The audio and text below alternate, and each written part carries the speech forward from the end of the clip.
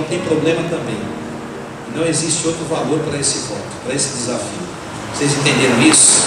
Sábado tem a ceia.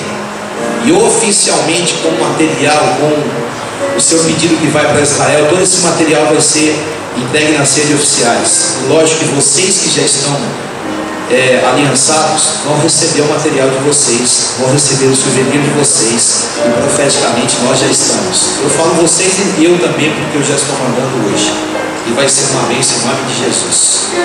Levante a tua mão para o céu, todos levantem as mãos. Dá para contar quantas pessoas nós temos aqui? Sexta, a gente teve 8 pessoas. Quantos tem aqui, Felício?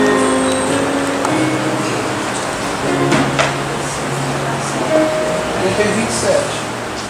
27. Contei 27 pessoas. Aqui tem 27 pessoas? Será que nós não teríamos mais 3 pessoas para a gente fazer as 30? Nós vamos chegar hoje, no culto das 19, no mínimo a 100. E vai ser uma bênção em nome de Jesus. Amém? Aleluia. Eu creio que Deus ele vai honrar. Todos levantem as mãos. Vamos ficar todos em pé.